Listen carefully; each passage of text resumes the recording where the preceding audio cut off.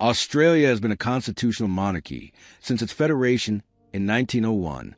Like Canada, it shares its monarch with the United Kingdom and other Commonwealth realms. Here's a list of Australian monarchs and prime ministers from 1901 to the present, along with their terms in office and brief overviews of their key contributions.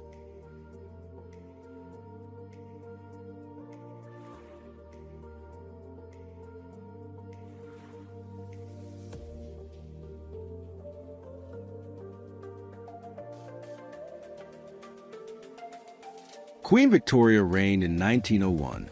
She ruled when Australia became a federation on January 1st, 1901. She played a key role in granting self-government to Australian colonies before federation. She later passed away later that year, making her reign in Australia brief. King Edward VII took over and reigned from 1901 to 1910. He was the first monarch of the newly federated Australia. He focused on strengthening ties between Britain and Australia. He also oversaw Australia's early years as a self-governing dominion within the British Empire. King George V took over from 1910 to 1936. He was a monarch during World War I. Australia fought under the British Empire. He saw Australia gain more autonomy under the Statute of Westminster in 1931. Though it wasn't adopted by Australia until 1942. He also promoted national identity and stability during economic challenges like the Great Depression. King Edward VIII took over in 1936. He abdicated the throne within the same year to Mary Wallace Simpson, had no significant impact on Australia due to his short reign. King George VI took over from 1936 to 1952. He led the Commonwealth through World War II. Australia played a major role in the Pacific War.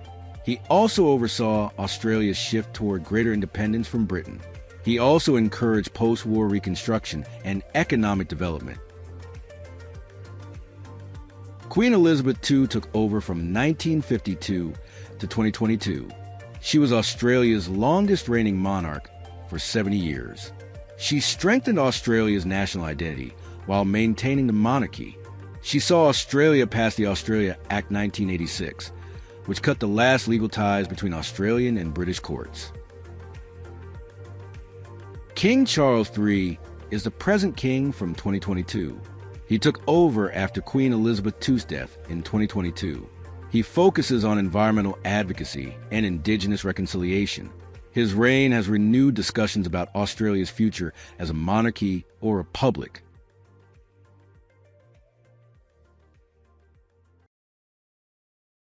Sir Edmund Barton was the first prime minister from 1901 to 1903.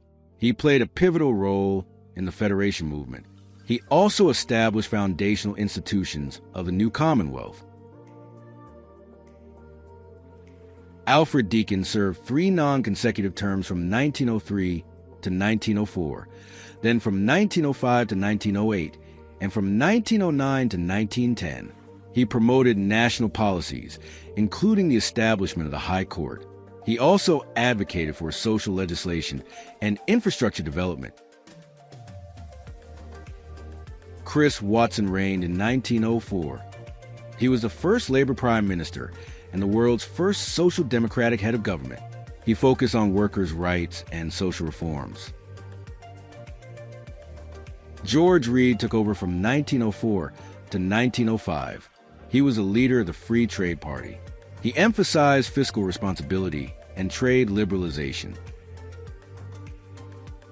Andrew Fisher reigned from 1908 to 1909, then from 1910 to 1913, and from 1914 to 1915, he led the first majority Labour government. He introduced significant social reforms, including the establishment of the Commonwealth Bank, and also oversaw the commencement of the Royal Australian Navy. Joseph Cook took over from 1913 to 1914. He advocated for military preparedness and dealt with industrial disputes and economic challenges. Billy Hughes ruled from 1915 to 1923. He was the prime minister during World War I. He advocated for conscription, leading to a party split, and also played a significant role in the Treaty of Versailles negotiations. Stanley Bruce ruled from 1923 to 1929. He promoted economic development and industrial relations reforms and advocated for closer ties with Britain. James Scullin took over from 1929 to 1932. He led during the onset of the Great Depression and faced economic hardships and internal party divisions. Joseph Lyons led from 1932 to 1939. He promoted economic recovery during the Great Depression and emphasized fiscal conservatism and national unity. Earl Page served as an interim prime minister in 1939 after Lyons' death. He focused on rural development and health care. Robert Menzies took over from 1939 to 1941 and from 1949 to 1966. He was Australia's longest-serving prime minister. He led the country during World War II and the post-war era. He also established the Liberal Party and promoted economic growth. Arthur Fadden served briefly in 1941 during a period of political instability. He focused on budgetary measures during wartime. John Curtin took over from 1941 to 1945. He led Australia through most of World War II. He strengthened ties with the United States and implemented significant war strategies and social policies. Frank Ford served as an interim prime minister in 1945 after Curtin's death. He continued wartime leadership and planning for post-war reconstruction. Ben Chifley ruled from 1945 to 1949. He introduced post-war reconstruction programs and established the Snowy Mountain Scheme and expanded social services. Harold Holt ruled from 1966 to 1967.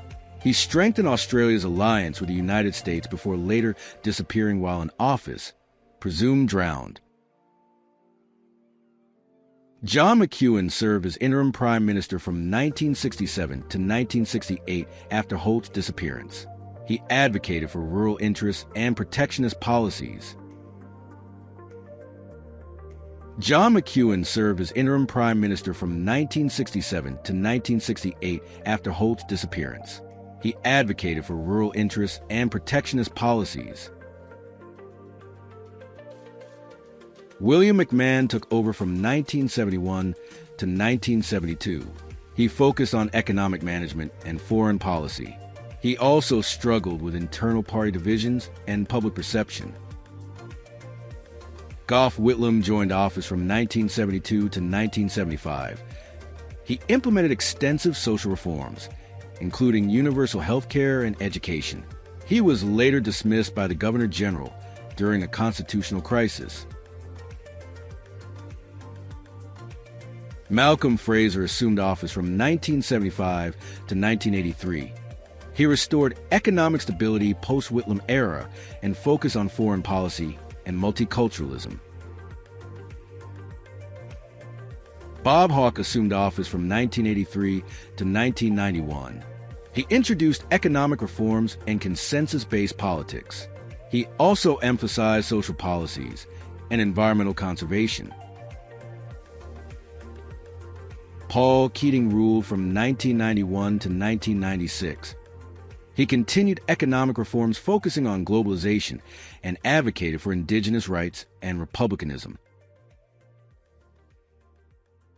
John Howard ruled from 1996 to 2007.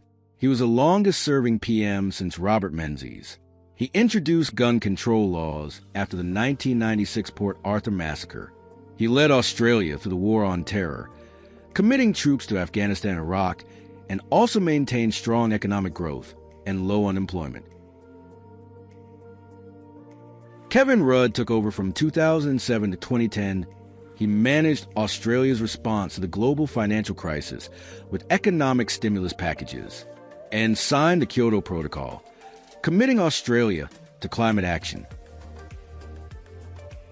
Julia Gillard took over from 2010 to 2013. She was the first female Prime Minister of Australia. She introduced a national disability insurance scheme and education reforms, passed carbon tax to address climate change, and led through a minority government with crossbench support.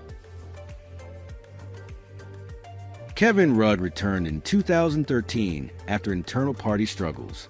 He changed asylum seeker policies, introducing offshore detention in Papua New Guinea.